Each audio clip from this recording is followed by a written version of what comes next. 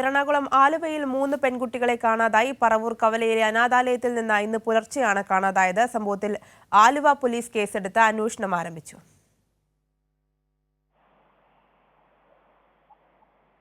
അർച്ചന വിനോദ് വിവരങ്ങളുമായി ചേരുന്നുണ്ട്. അർച്ചന, ലഭ്യമായിട്ടുള്ള മറ്റു വിവരങ്ങൾ എങ്ങനെ?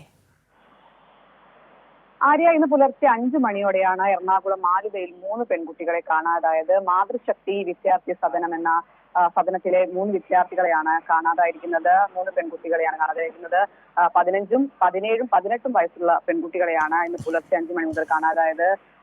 ഈ വാർഡിലെ അധികൃതർ വന്ന് നോക്കിയപ്പോഴാണ് പുലർച്ചെയോടെ വിദ്യാർത്ഥികളെ കാണാതായെന്ന വിവരം പുറത്തു വന്നത്. തുടർന്ന് ഇവർ പോലീസിനെ അറിയിച്ചിരിക്കുന്നു. ആലുവ പോലീസ് ഇപ്പോൾ കേസെടുത്ത് അന്വേഷണം ആരംഭിച്ചിട്ടുണ്ട്. സമീപത്തെ CCTV അടക്കം കേന്ദ്രീകരിച്ചാണ് നിലവിൽ അന്വേഷണം പുരോഗമിക്കുന്നത്. വിദ്യാർത്ഥികളുടെ കയ്യിൽ ഫോൺ ഇല്ലാത്തതിനാൽ അത്തരം പരിശോധനകളൊന്നും അത്തരം അന്വേഷണങ്ങളൊന്നും നടത്തിയിട്ടില്ല. അതുകൊണ്ട് തന്നെ പ്രധാനമായും CCTV കേന്ദ്രീകരിച്ചാണ് നിലവിൽ അന്വേഷണം പുരോഗമിക്കുന്നത്. എന്തായാലും ആലുവ പോലീസ് കേസെടുത്ത് അന്വേഷണം ആരംഭിച്ചിട്ടുണ്ട്. അർച്ചന, ഈ അനാഥാലയത്തിൽ നിന്ന് മുമ്പ് ഇത്തരത്തിലുള്ള ഏതെങ്കിലും രീതിയിലുള്ള സമാനമായ സംഭവങ്ങൾ ഉണ്ടായിട്ടുണ്ടോ?